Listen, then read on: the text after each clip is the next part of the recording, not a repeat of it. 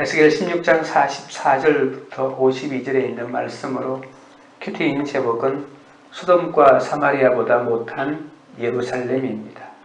100% 죄인인 인간은 분명한 자기 죄 때문에 심판을 받습니다. 심판받을 때 하나님을 원망하거나 불평하지 말고 속히 말씀을 듣고 회개하는 것이 죄값을 탕감받는 유일한 길입니다. 아무리 내 죄가 주홍같이 뿔벌지라도 회개하기만 하면 하나님은 나를 용서해 주십니다. 언약 백성으로서 하나님의 말씀대로 살면 존귀한 신분과 축복을 받지만 불순종하면 신분은 빼앗기고 돌과 칼의 징벌을 받게 됩니다. 그러나 그 징벌마저도 하나님의 또 다른 사랑의 표현임을 알아야 합니다. 우리의 죄에 대한 하나님의 진노가 당연하지 않겠습니까? 사랑의 배신에 대한 분노가 없다면 그건 사랑이 아니지 않습니까? 우상을 숨겨도 하나님께서 진노하지 않는다면 우리는 버려진 자식이요 하나님과 아무 상관이 없는 자들일 겁니다. 하나님은 우리가 죄를 지을 때마다 분노하십니다. 이것이 우리를 사랑한다는 증거입니다. 하나님의 징벌은 나를 망하게 하시고자 함이 아니라 돌이켜 살리고자 함입니다. 그 축복을 받는 길은 죄에서 돌이키는 회개와 하나님이 나에게 베풀어 주신 은혜를 기억하는 것입니다. 하나님이 내게 베풀어 주신 은혜를 생각할 때 죄의 사슬에서 벗어날 수가 있습니다.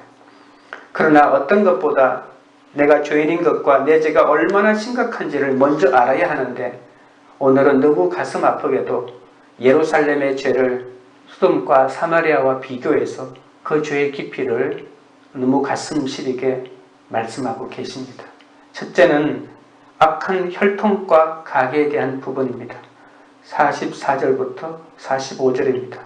속담을 말하는 자마다 내게 대하여 속담을 말하기를 어머니가 그러하면 딸도 그러하다 하리라.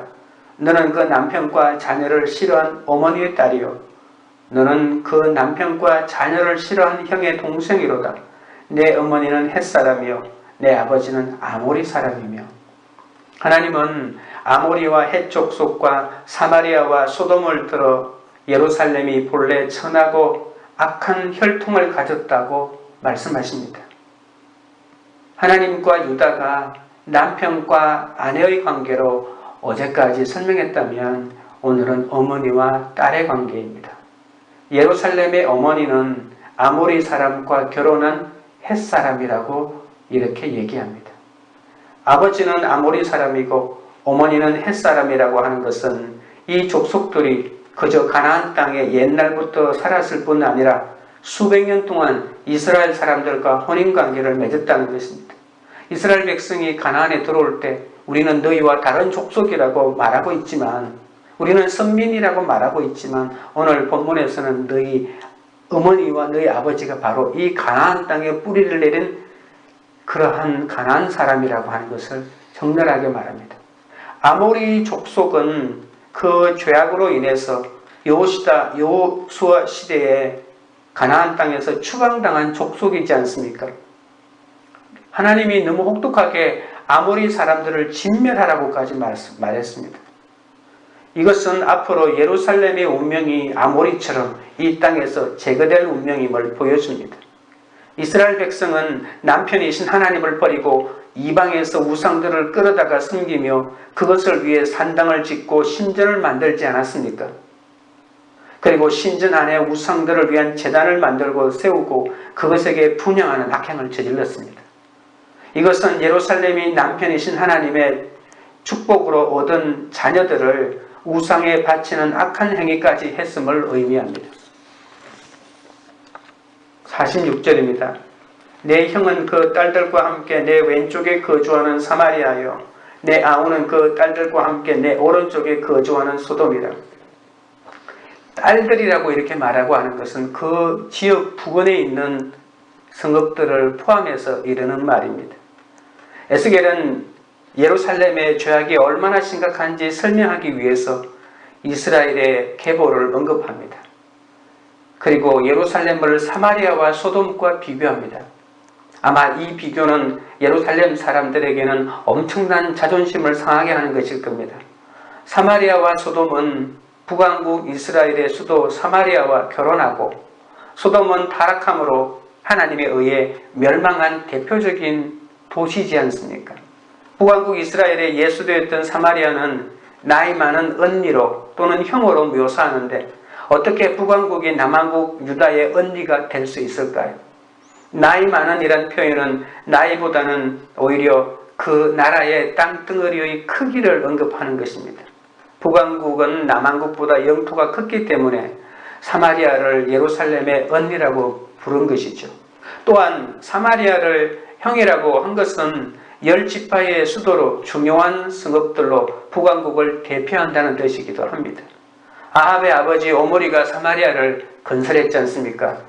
예루살렘을 건설한 다윗을 본받아 이 오므리도 사마리아를 자기 돈으로 주고 새롭게 수도로 만들었습니다. 다윗이 지은 예루살렘보다는 훨씬 더 나중에 만들었으니까 젊은 성이었습니다.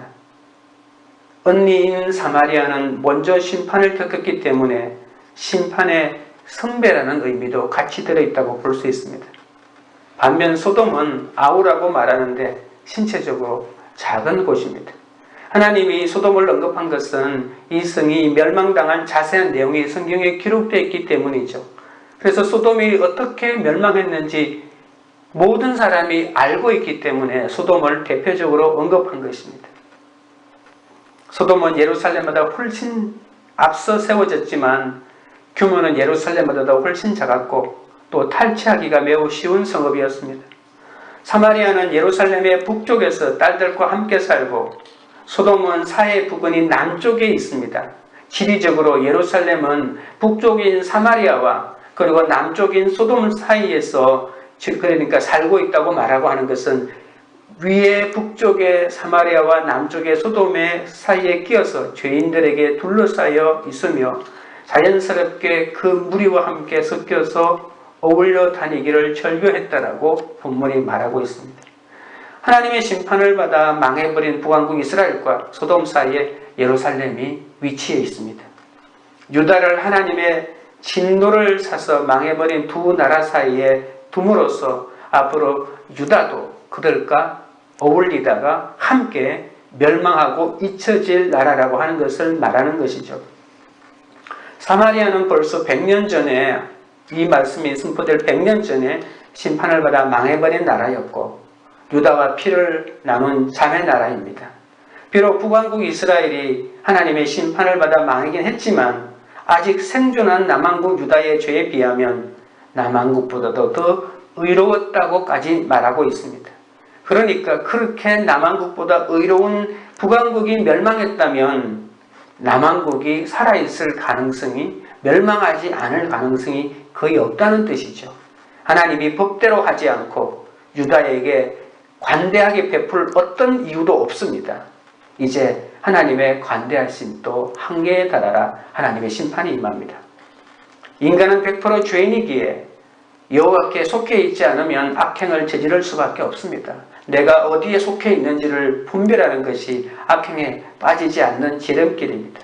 우리는 북쪽 북왕국 사마리아와 남쪽에 있는 소돔 사이에 끼어있는 존재로서 이 세상의 한가운데 있어서 하나님을 바라보지 않으면 우리는 모두 죄를 지을 수밖에 없습니다. 요한 1서 5장 19절에 우리는 하나님께 속했다고 했습니다. 세상은 속도를 미덕으로 삼지만 영적 세계에서는 인내가 영적 진실성의 표상이 됩니다. 하나님 없이는 세상이 될 수 있는 일이 아무것도 없습니다.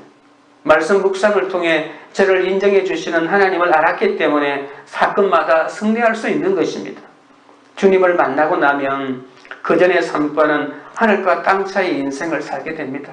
하나님 없이 세상을 살려면 무조건 많이 가지고 무조건 높은 지위에 올라가고 무조건 명예를 얻어야 되는데 그래야 행복함을 얻는데 그럴 수 있는 가능성이 있습니까? 그러나 그것을 얻는다고 해서 행복을 얻는 것이 아니라 하나님을 만나야만 됩니다. 내가 대단히 참고 사는 줄 알다가 내 힘으로는 시험을 기쁘게 여길 수도 인내할 수도 없다는 것을 깨닫게 됩니다. 그것을 깨달을 때 비로소 내가 온전하고 구비하여 부족함이 없는 자로 서게 되는데 왜냐하면 그때 우리가 하나님을 찾게 되기 때문입니다.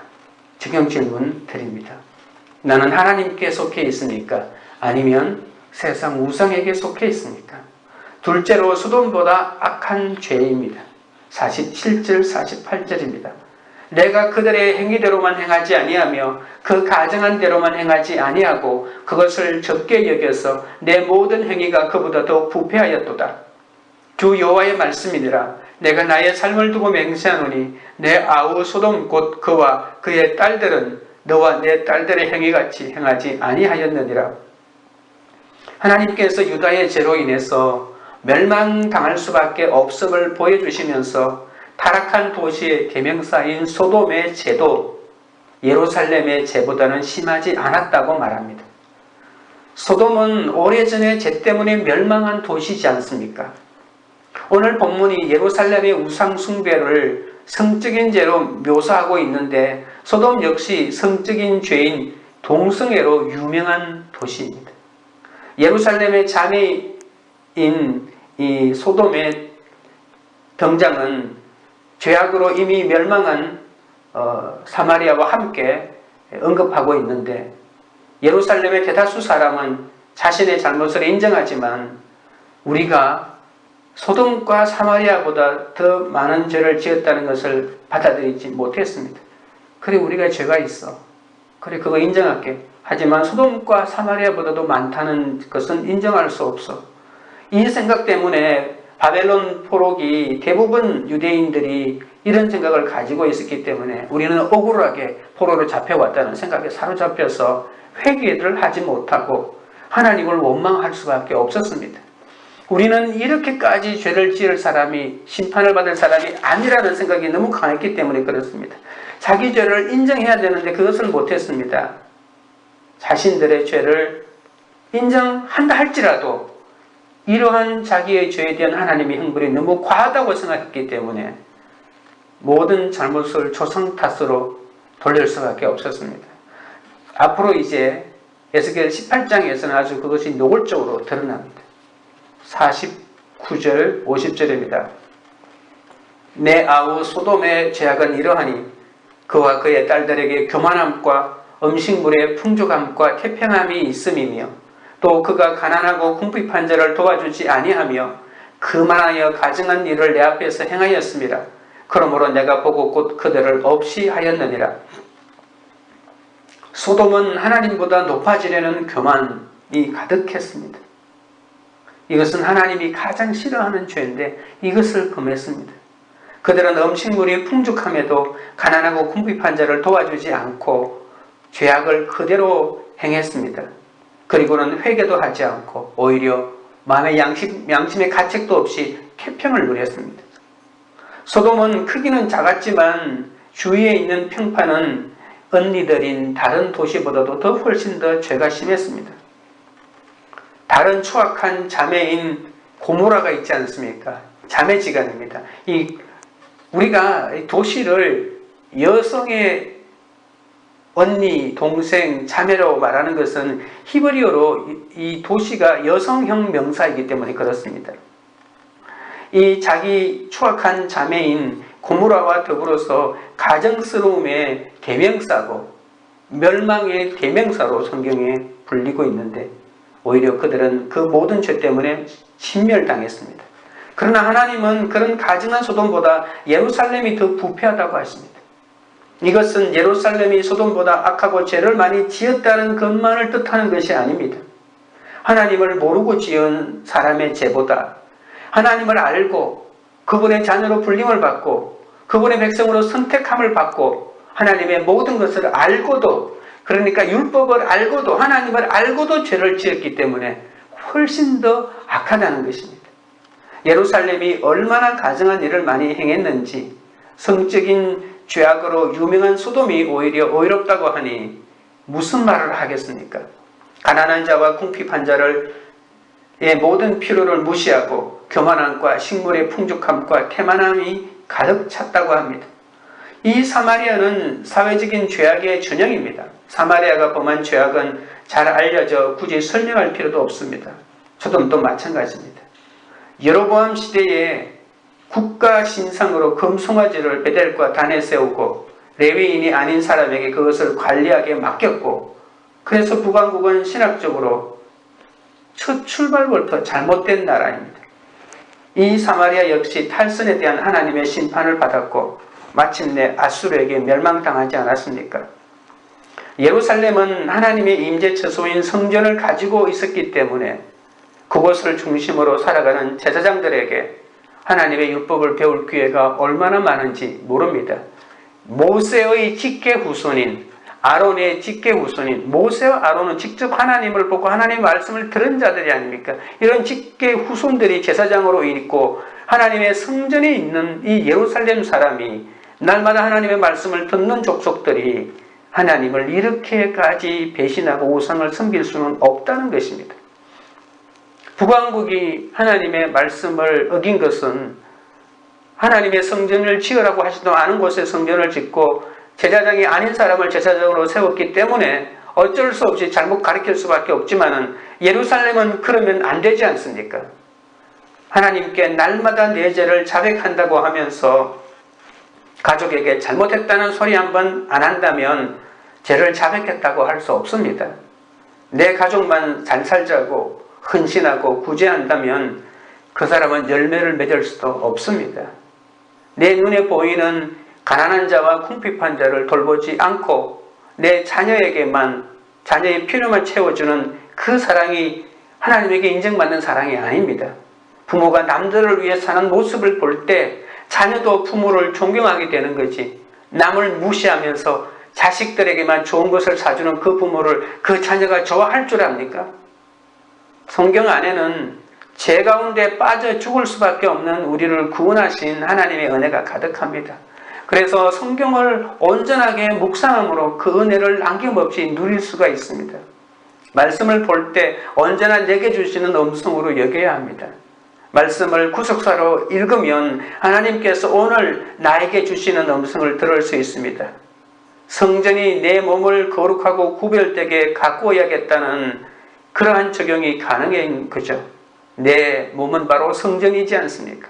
매일 말씀으로 내 욕심과 죄를 쳐내는 것이 큐티이고 말씀이고, 예루살렘에 성전이 있고 제사장이 있어서 말씀을 온전히 배우고 거룩한 삶으로 갈 수 있었는데도 거부했던 것처럼 우리가 오늘 하나님의 말씀이 있고 하나님의 말씀이 들리는 이러한 공동체가 있는데도 그 말씀으로 나를 보는 것을 게을리한다면 우리가 예루살렘 사람처럼 되지 말라는 법이 어디 있겠습니까? 적용 질문 드립니다.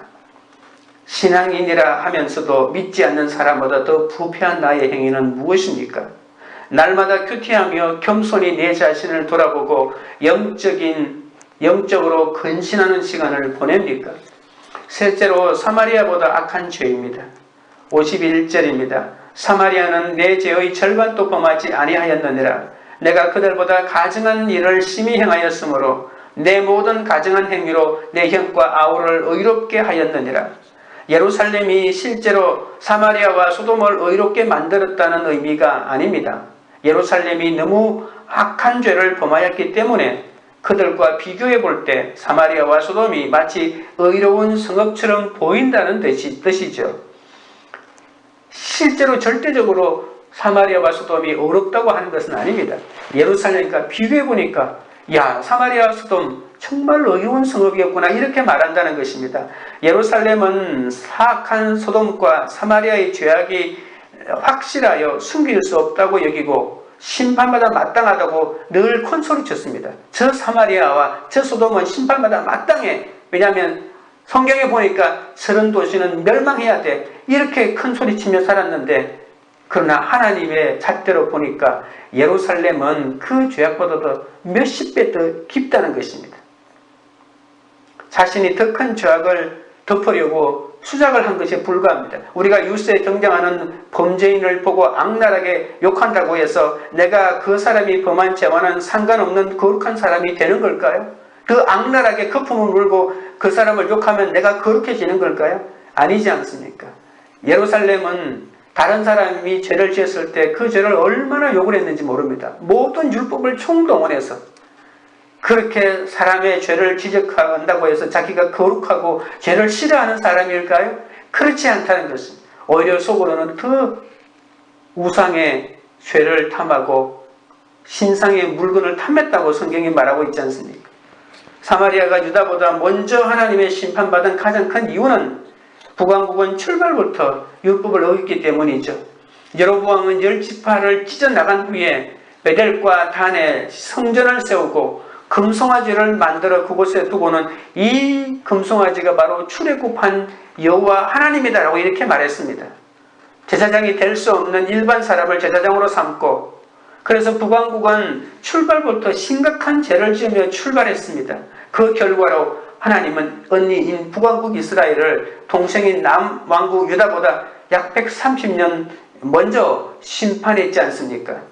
아수르에 의해서 멸망한 도시인 그런 사마리아의 죄도 예루살렘에 비해서 절반밖에 되지 않는다고 했으니, 이 예루살렘은 언니격인 사마리아보다도 동생격인 소돔보다 더욱 역겨운 죄를 지었기 때문에 더 큰 수치를 당하고 더 큰 멸망으로 들어갈 수밖에 없다고 선언하고 있는 것이죠.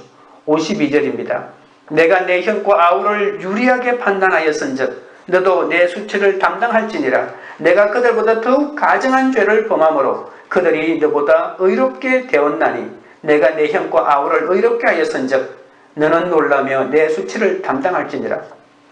수치를 담당하라는 말이 두 번이나 나오고, 내라고 하는 이 2인칭 이 주어는 예루살렘을 말하는 것입니다. 예루살렘의 죄악이 얼마나 가증하고 컸던지 사마리아와 소돔이 유리한 판단을 받는다고 말합니다. 사마리아와 소돔이 아무리 큰 죄악을 저질렀어도 예루살렘의 죄와 비교할 수는 없는데, 예루살렘은 소돔과 사마리아보다도 훨씬 가증스러운 죄를 저질렀으므로 오히려 예루살렘에 비하면 이 두 자매는 정말 어려운 존재라고까지 말하는 것입니다. 그러므로 다음과 같은 결론이 불가피합니다. 하나님이 소돔을 그 죄 때문에 심판하시고 사마리아를 그 죄 때문에 심판하신다면 그 죄보다도 훨씬 더 깊은 예루살렘이 어떻게 하나님의 진노에서 피할 수 있겠느냐, 이것이 결론입니다. 구약의 그 어느 도시보다도 하나님의 분노와 심판을 샀던 도시들인 사마리아와 소돔도 에스겔 시대에 예루살렘 같지는 않았다고 에스겔이 탄식하고 있습니다. 그렇다면 유다와 예루살렘의 심판은 피할 수 없는 현실입니다. 하나님이 유다보다 상대적으로 건전한 소돔과 사마리아를 벌하셨는데 유다를 버려둘 리가 없습니다. 에스겔의 메시지를 듣고 있던 사람들은 자신들의 귀를 의심했습니다. 도저히 믿으려고 하지 않았습니다. 에스겔보다 거의 150년 앞서간 이사야 선지자도 유다를 소돔에 비교해 비난한 적이 있습니다. 이것이 하나님이 바라보시는 이스라엘의 실제입니다. 나는 예수 믿는 사람이라서, 나는 사모라서, 나는 목사로서 괜찮은 사람이라고 하나님이 인정하신다고 나는 죄를 지어도 저들보다는 다르다는 생각은 아예 미리 삭을 잘라야 됩니다. 그리스도인이라 하면서 세상 사람들보다 더 악한 일을 행하는 사람들이 우리 주변에 많이 있습니다. 에스겔 선지자의 말씀 선포의 의도를 잘 모르는 사람들은 이 예루살렘의 심판 선고를 들을 때마다 강한 거부감을 나타내고, 역시 구약의 하나님은 사랑도 없고 너무 무자비라고 생각하기도 합니다. 선지자들의 심판 선고의 진짜 이유는 하나님께서 이스라엘과 유다를 구원하기 위함입니다. 하나님은 이스라엘 백성의 멸망을 원하지 않습니다. 속히 회개하기를 원하십니다. 요나가 니느웨를 향한 메시지 선포를 거부하고 다시스로 갔던 이유도 하나님께서 결국은 니느웨를 향하여 말씀을 선포하시지만 하나님은 니느웨를 구원하시고자 하는 뜻이 있음을 알았기 때문에 도망간 거지 않습니까? 하나님께서 예루살렘의 죄가 소돔이나 사마리아보다 악하다고 말씀하시면서 반드시 그 성읍을 멸망시킬 것이라고 선언하십니다. 이 말씀은 예루살렘이 멸망할 것이고 그를 통해 자신이 옳다는 것을 증명하기 위함이 아닙니다. 말씀이 성취되는 것을 드러내려고 하는 것도 아닙니다. 하나님의 진정한 본심은 예루살렘에 멸망당하지 않고 속히 회개하고 돌아오기를 바라는 간절한 하나님의 외침임을 또한 우리가 잊지 말아야 합니다. 자기 잘못을 회개하지 않고 같은 죄를 범하는 자들을 옳다고 하며 죄악을 덮으려는 자들이 있습니다. 하나님은 이런 가증한 행위를 하는 자를 반드시 수치를 당하게 될 것이라고 말씀하십니다. 회개는 나를 살리지만 변명은 하나님의 심판을 초래할 수밖에 없습니다. 심판이 짙어질수록 회개냐 변명이냐의 갈림길에 우리가 서 있습니다. 사탄은 끊임없이 죄를 숨기라고 합니다. 죄를 숨겨. 그러면 아무도 몰라. 숨어서 은밀하게 죄를 행하면서 그 죄가 나를 속박하고 중독과 집착에 계속해서 더 늪속으로 빠져들게 하는 거죠. 죄를 숨기라고 하는 것은 죄를 계속 지으라고 하는 것입니다. 내 힘으로는 숨겨진 죄와 중독을 끊을 수 없습니다. 이것을 인정해야 합니다. 그리고 기도해야 합니다. 그리고 주님의 말씀을 통해 내 숨겨진 죄가 드러나도록 해야 되고, 이러한 죄를 드러낼 수 있는 공동체에 속해야 합니다. 그것이 기도의 응답이고 치유의 시작입니다. 은밀히 이루어지는 죄의 진행은 우리를 죽음으로 몰고 간다고 제가 계속 말하고 있지 않습니까? 죄의 실체를 알고 그 죄의 진행을 막으려면 하나님 앞에 회개하고 엎드리는 것밖에 방법이 없습니다. 숨기는 것은 절대 방법이 아닙니다. 어떻게 그것을 드러낼까요? 날마다 말씀을 묵상하고 큐티하는 이 시간이 하나님 앞에 엎드리는 시간임을 명심해야 합니다. 적용 질문 드립니다.